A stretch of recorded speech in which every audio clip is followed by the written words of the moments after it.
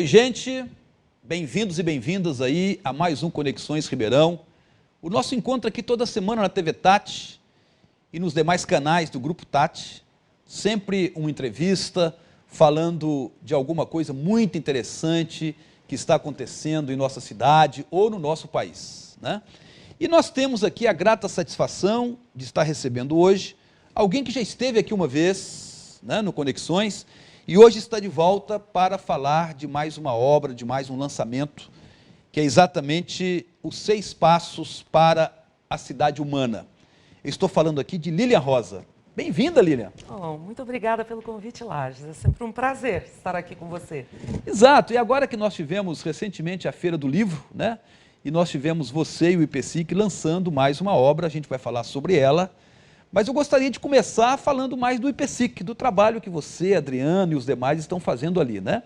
Afinal, qual que é o objetivo do nosso Instituto Paulista, né, de Cidades Criativas?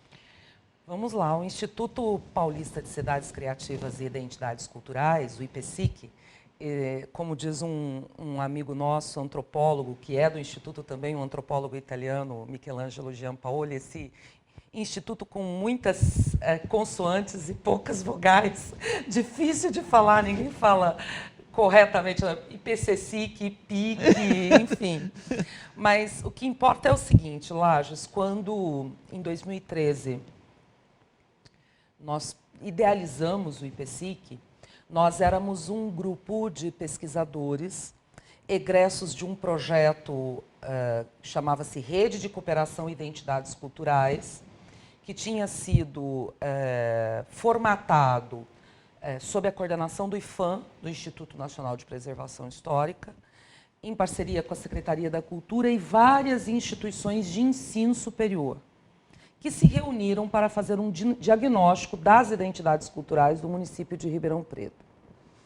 Ao término de 2012, o contrato da rede não foi renovado para 2013 e esses pesquisadores ficaram órfãos de uma atividade de pesquisa e de levantamento e de diagnóstico da realidade do município de Ribeirão Preto e juntos resolveram, então, formar um instituto que abrigaria esses egressos da rede.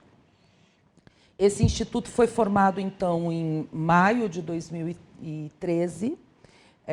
À época, o núcleo base era museu, Adriana Silva, Sandra Molina, Maria de Fátima Matos, da área de História da Arte, alguns que depois se mudaram de cidade, outros que estão um pouco afastados, mas o núcleo base foi esse. Depois disso, o grupo foi agregando outras pessoas com outros formatos e hoje nós estamos com cerca de 20 membros assíduos no núcleo duro, inclusive com um núcleo jovem, que a gente chama de IPSIC Jovem.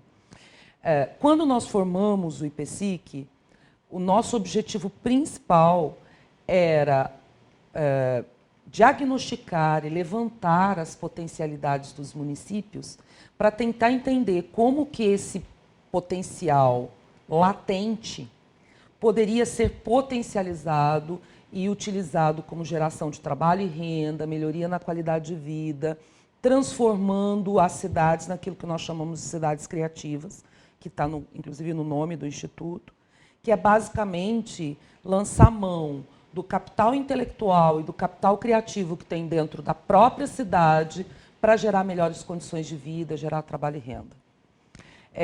Então, esse era o objetivo principal do IPSIC. Daí por diante, o IPSIC ele desenvolve duas grandes atividades. Ele tem uma parte das atividades dele, que é 50% ou mais das atividades que são realizadas sem nenhum custo, são atividades voluntárias. Todo mundo que trabalha no IPSIC trabalha voluntariamente, trabalha por projeto. Então, tem uma parte das atividades que a gente realiza voluntariamente, fazendo o levantamento, diagnóstico das cidades e oferecendo para as cidades os resultados gratuitamente, para realmente fazer o nosso papel, de cidadania, de melhoria nas condições de vida da nossa região. E tem uma outra parte do IPSIC, que é o nosso trabalho por projeto, que nós realizamos consultorias. E aí sim, os membros que participam de cada projeto são, então, remunerados por projeto. É o caso, por exemplo, recentemente nós fizemos uma consultoria contratados pela Unesco para desenvolver uma cartilha para gestores públicos na área de livre leitura. Fizemos uma outra consultoria o ano passado para a ONU, para o Fundo das Populações, na área de juventude e meio ambiente.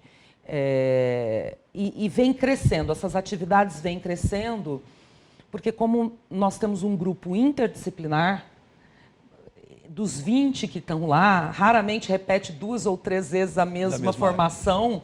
Então, nós temos arquitetos, engenheiros ambientais, engenheiros de produção, advogado, historiador, jornalista, educador.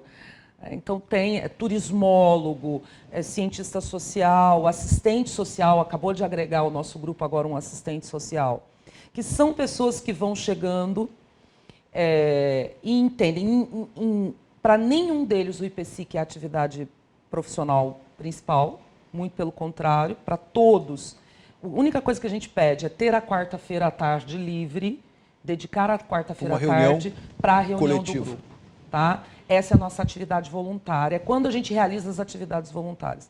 Todos têm os seus trabalhos fora do IPSIC e todos têm algo em comum, um buraco no peito, porque ver os nossos municípios, não é só Ribeirão, são os municípios de uma maneira geral, em condições lastimáveis, do ponto de vista das relações humanas, da economia, da ecologia, de tudo, e não sabe o que fazer. Então, o IPSIC acabou virando um ponto de acesso. Hoje nós abrigamos lá dentro outras ONGs, a gente virou uma espécie de hub. Então, por exemplo, o Teto, que é uma organização sem fins lucrativos, que constrói casas, e ele é organizado principalmente por estudantes universitários. Hoje, aqui na região de Ribeirão Preto, o Teto tem sede lá também. E assim nós vamos agregando pessoas que estão na corrente pelo bem, no contágio pelo bem, para tentar fazer o melhor possível nesse empreendedorismo social. Lília, pelo que você falou aí dos objetivos e do trabalho do IPSIC, há uma correlação muito grande com gestão pública, né? Eu acho que o que vocês estão produzindo ali, o que vocês estão respondendo até de demandas também, vocês têm dado uma contribuição grande à boa gestão pública, dos municípios principalmente. O que a gente tem feito, quer queira, quer não, como o nosso objeto de estudo é o município, nós temos o que a gente chama de stakeholders, né, os envolvidos nesse processo das políticas públicas. Então, quem são esses stakeholders? Tem o poder público, obviamente, que é aquele que cria e implanta, mas nós temos uma sociedade que organizada, que deve participar do processo. Nós temos os empresários, que são parte importante, né, como receptores e como também emissores de interesses nessas políticas públicas, e outros atores que se envolvem nesse processo. Mas, ao final e ao cabo, a gestão pública acaba sendo o principal foco. Embora nós estejamos trabalhando muito forte com a orientação e o fomento de novas ideias para a sociedade civil, para transformar esse cidadão num cidadão com mais habilidades de intervenção consciente na cidade onde ele vive. Esse tem sido o nosso principal foco. Em 2013, quando nós fundamos o IPSIC, nós construímos uma pergunta que nos norteia até hoje. Ela é escrita lá na nossa parede. Como transformar o usuário da cidade em um cidadão co-criador do lugar onde ele vive. Porque o que as nossas pesquisas indicaram? As pessoas são cada vez mais usuárias da cidade. Elas usam a rua, elas usam o hospital, elas usam a rodoviária, elas usam a praça, mas elas não dão nada em troca para o município, no sentido de se autorresponsabilizar pelo lugar onde elas vivem, co-criar a cidade em que elas vivem. elas usufruem dos espaços públicos ao longo de um determinado período do dia, depois voltam para suas casas, se trancam lá dentro e acham que a responsabilidade é exclusivamente do poder público, e a gente sabe que não é, né? Então, o nosso foco é no cidadão, de perceber quais são os caminhos que poderiam levar um ser humano que é apático e inativo no lugar onde ele vive, que ele não dá contribuições reais e efetivas para cocriar o lugar em que ele vive, num cidadão ativo que vai para além do seu dever de voto. Só. Porque a atividade política não deve se restringir só ao voto, né? E, muito ao contrário, não se deve confundir atividade política exclusivamente com atividade partidária. Exato. A política partidária é uma pequena parte da política. No aspecto mais de cidadania mesmo, né? Isso, de envolvimento. E participação. Envolvimento nos mínimos detalhes. Autorresponsabilidade. Autorresponsabilidade que envolve autoeficácia, autoestima, né? De estar bem no lugar em que você vive, ter orgulho do lugar em que você vive e, portanto, se sentir pertencente ao lugar em que você vive, para então poder se movimentar. E o IPSIC vem com essa pergunta desde 2013, em vários aspectos. Num primeiro momento, nós fizemos um diagnóstico em cerca de 20 municípios da região. Agora nós estamos expandindo esse diagnóstico para a região metropolitana, para tentar entender como a cidade, como o morador percebe a cidade em que ele vive, realizando uma atividade que nós chamamos de atividade de escuta, que é filiada, nós somos filiados a um grupo do MIT que desenvolve uma teoria chamada teoria U, que parte do princípio que nada acontece se você não tiver uma escuta muito aprimorada. Uma escuta empática, ou seja, capaz de se colocar no lugar do outro para se transformar numa escuta transformadora e geradora de novas ideias, né? Então, e esse exercício da escuta a gente faz entre nós mesmos, porque não é fácil você conviver entre 20 pesquisadores, todos diferentes, pensando de maneiras diferentes. Então, é um exercício com a gente e é um exercício com os municípios. E agora nós estamos realizando um levantamento, esse em caráter de consultoria, que vai expandir o levantamento de políticas públicas para cerca de 400 municípios. Bom. Ao longo aí do Brasil, tal. Então, e esses dados servem para a gente oferecer para os municípios resultados que possam subsidiar transformação. Lília, vamos dar um breakzinho aqui, rápido, já que a gente volta aí para continuarmos essa conversa, tá?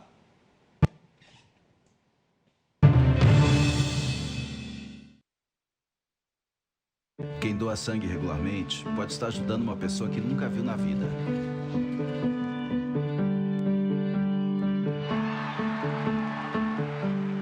Ou alguém que acabou de começar a viver.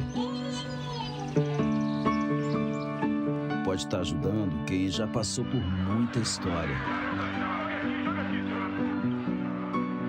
Ou alguém que ainda tem muitas histórias para contar. Pode estar ajudando quem está torcendo para realizar um sonho.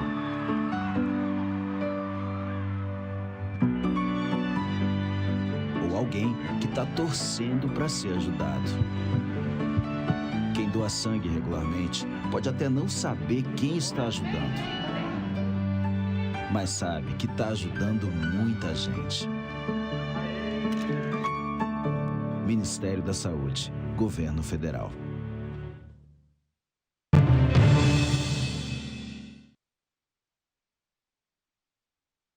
Voltando aqui no Conexões com Lília Rosa, falando do IPSIC, né? Exatamente do Instituto Paulista de Cidades Criativas e Identidades Culturais.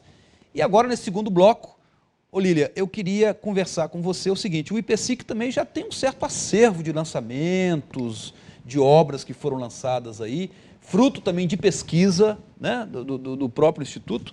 Queria que você falasse rapidamente assim, sobre esses lançamentos, o conjunto delas, né, para a gente entrar depois no último, que foi agora na Feira do Livro, né, que foi justamente os 6 passos para a cidade humana, né?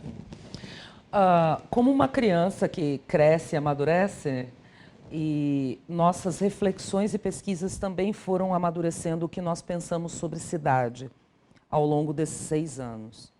Nós começamos nossas primeiras atividades com foco muito grande na área de cultura. Nosso primeiro diagnóstico resultou num livro chamado Paisagem Cultural do Café. Depois deles, nós desenvolvemos um projeto de memórias, de pesquisas e entrevistas de memórias, que resultou em 3 livros. O Memórias dos Cafezais, que nós entrevistamos moradores ainda das antigas colônias que estão sendo desmanchadas. E nós queríamos, Ribeirão Preto tem uma das maiores taxas de urbanização do Brasil, 99,7%, e de pessoas vivendo na cidade. E nós queríamos saber quem era esse 0,3%. E quando nós fomos para o campo tentar entender quem era esse 0,3%, nós fizemos um recorte ainda maior. Desse 0,3%, quem é que vive na fazenda desde sempre e nunca saiu? Né? Olha só. E aí nós encontramos pessoas que são do período ainda da cafeicultura e que viviam nas colônias, muitas vezes era a última casa a ser demolida. E entrevistamos 9 representantes desse grupo, já idosos, e construímos o projeto Memórias dos Cafezais, em cima dessas entrevistas. Na sequência, nós fizemos o Memórias de um Teatro. Nós queríamos saber a percepção das pessoas em relação ao Teatro Pedro II. Quem trabalhou no teatro, quem frequentou o teatro e quem nunca foi ao teatro. E aí buscamos também entrevistados que nos dessem essa percepção, para tirar um pouco o foco do prédio, patrimônio histórico, e levar o foco para o significado do teatro para essas pessoas. E disso saiu Memórias de um Teatro. Na sequência, nós fizemos o Memórias de uma Escola, que é a do Toniel Mota, também a partir de entrevistas de ex-alunos, ex-professores, ex-diretores, sempre nessa pegada de entender o significado daquela instituição para as pessoas. A gente é sempre muito preocupado com o significado atribuído pelo homem, porque nós estamos em busca de entender exatamente como transformar o cidadão em um cidadão co-criador. E existem muitos que são co-criadores. Então, nós normalmente buscamos essas pessoas para entender como é que funciona a atitude delas, para poder replicar para outras, né? Na sequência, nós publicamos um livro chamado Memórias, Identidades e Políticas Públicas de Cultura, com foco em políticas públicas de cultura. Foi fruto de um debate que nós fizemos em Portugal. O café com açúcar, que a gente já veio falar aqui, Exatamente. Falando um pouquinho da transição do café para o açúcar, para a cana-de-açúcar em Ribeirão Preto. Esse foi um projeto muito legal de ser feito, foi feito em parceria com a Fundação Feira do Livro e Leitura. E agora, os 6 Passos para uma Cidade Humana, ele tem um outro perfil, ele é um outro tipo de livro. Ele é um livro que resume o que a gente pensa disso tudo. Depois de 6 anos fazendo pesquisa em municípios, depois de 6 anos levantando bibliografia, coletando dados, analisando dados e entrevistando pessoas, nós fizemos um escopo de 6, nós chamamos de passos, e os passos eles não precisam ser sequenciais, você pode ir, voltar, começar do 3º, do 1º, enfim. Mas são 6 grandes propostas, diretrizes, que resumem o que o IPSIC acredita do que é necessário para uma cidade ser humana, ou iniciar ou reiniciar um processo de humanização das relações. Poder público, sociedade civil, enfim. Lília, mas quando você fala em cidade humana, há uma necessidade de uma cidade mais humanizada? Como é que estão as relações humanas hoje? Como é que estão as relações sociais? A relação da sociedade civil com o poder público? Me parece que há uma certa, não é descrença, mas há um certo incômodo com essas relações hoje. Daí a necessidade de refletir, pesquisar e propor uma cidade mais humana. É isso?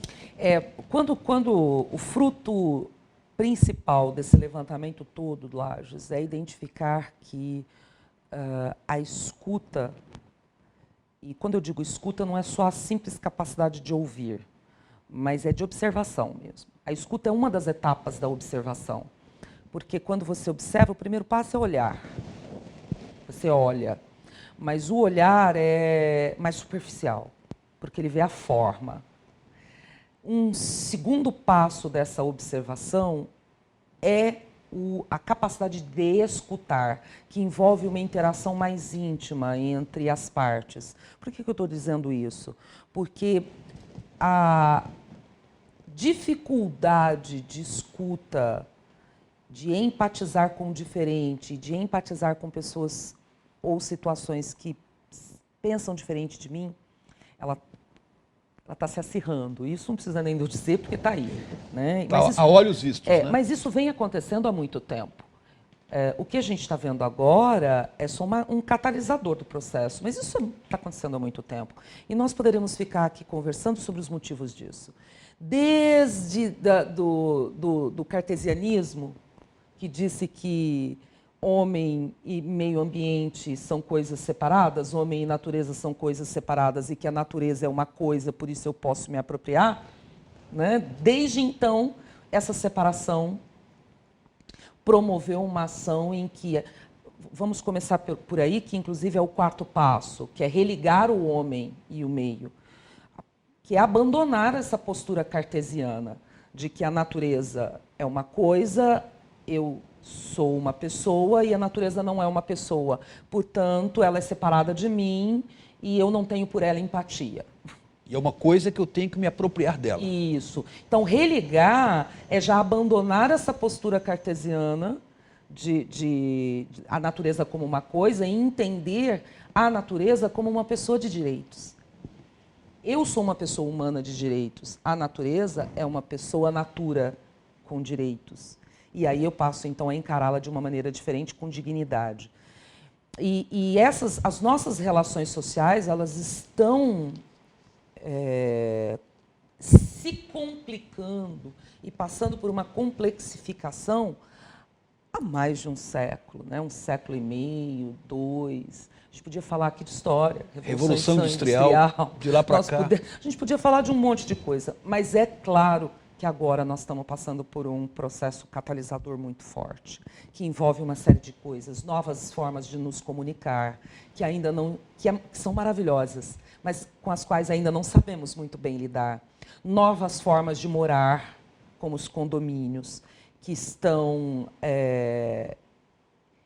ilusoriamente criando uma ideia de comunidade, mas quando você olha, não é uma comunidade. Muito pelo contrário, são separadinho, tudo. São ilhas altamente individualizadas em si mesmas, sem correlações de vizinhança, que é o que trata o passo 2, que é o sentido de vizinhança, de comunidade. Ô Lília, mas a gente poderia falar um pouco, assim, resumidamente, sobre cada um deles? Os 6 passos. Ok, né? Vamos lá. Vamos lá. Só reafirmando que esses 6 passos, eles são fruto dessa nossa escuta. E eles já foram alterados. Até 2 anos atrás, nós não incluíamos a questão da economia no processo. Nós, até por conta da formação de muitos de nós, nós não queríamos discutir a questão econômica.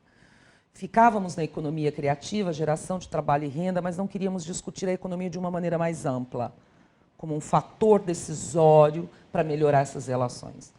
De 2 anos para cá, a gente venceu esse medo. E incluímos também a questão econômica, os 6 passos foram se alterando até chegar nesse formato que nós temos hoje. Então, vamos lá. O primeiro passo é fundamental para nós, que é colocar o ser humano em primeiro lugar. Pode até parecer uma redundância, né? Como assim? Já não se coloca o ser humano em primeiro lugar na cidade? O que nós observamos é que não.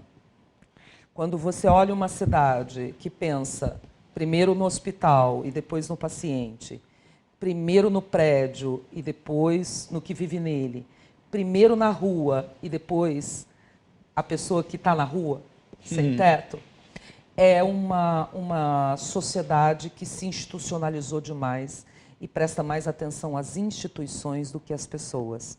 Colocar o ser humano em primeiro lugar é colocar, acima de tudo, a dignidade humana como prioritário antes das instituições. As instituições são feitas por homens e mulheres. O segundo passo é transformar o homem num cidadão co-criador, que é essa cidadania ativa. O terceiro passo é um chamado, seja comunidade. Estabeleça relações compartilhadas e que tenham possibilidade de conviver com os diferentes. O quarto passo é religar o ser humano ao meio ambiente, que é o que nós dizemos, abandonar esse cartesianismo, essa ideia de que a natureza é uma coisa, e entender a natureza como uma pessoa com direitos.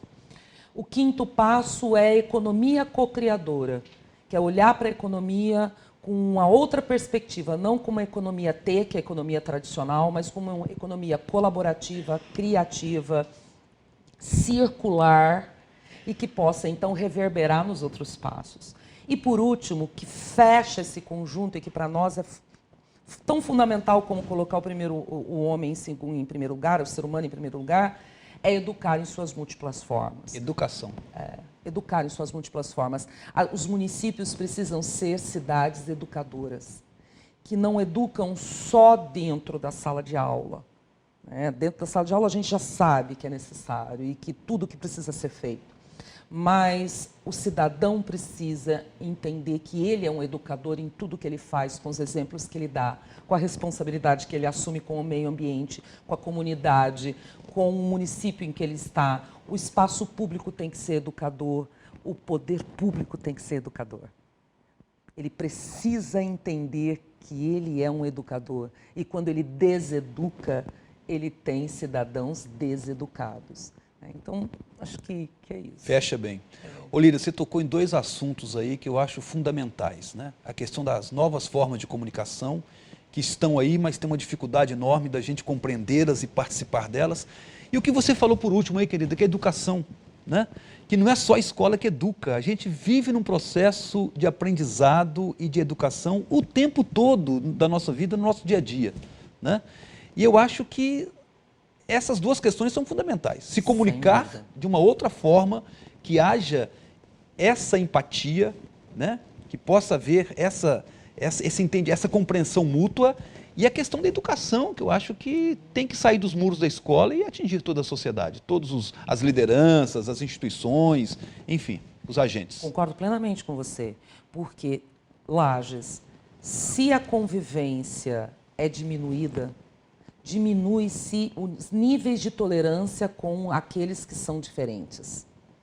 Quanto mais você se expõe às diferenças, mais tolerância você desenvolve. Quanto menos você se expõe, menos tolerância você tem, porque fica preso no seu mundinho. Esse é o perigo dos novos meios de comunicação. Não um perigo no sentido deles serem ruins, muito pelo contrário. O que nós não podemos é abandonar a convivência com o diferente.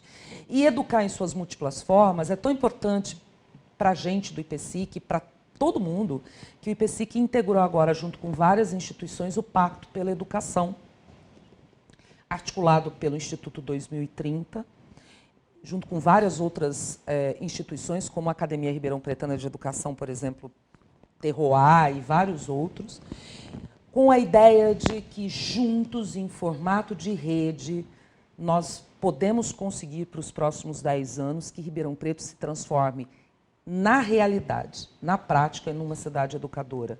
Para isso, juntar forças, inclusive com o poder público. Lília, foi muito bacana a nossa conversa hoje, né? Sobre o IPSIC, sobre os 6 passos para uma cidade humana. Eu acho que foi um programa todo especial, né? Ainda mais agora, já terminando recentemente a Feira do Livro. O lançamento foi na lá, Feira do Livro. Foi né? lá, isso mesmo. A gente vai fazer uma edição aqui do programa para lançar também alguns flashes aí do lançamento, do próprio livro, né? Eu só tenho a agradecer a sua presença aqui hoje. Muito obrigado, minha querida. E eu agradecer o seu convite e a possibilidade de falar um pouquinho do trabalho do IPSIC, falar um pouquinho do trabalho dos 6 passos para a cidade humana, que nós acreditamos muito, muito. E o que nós acreditamos é essa possibilidade de formação de redes e A ciência já provou, né, Lages? O bem é contagioso. Contagia e vai fundo, né? Obrigado, Lília. Terminamos aqui mais uma edição do nosso Conexões essa semana, convidando todos vocês para estarem com a gente aqui na próxima semana, nas emissoras do Grupo Tati, né? Terça e sexta, às 9h30 da noite, né? Na TV Tati, com mais uma grande entrevista e um convidado todo especial. Até lá!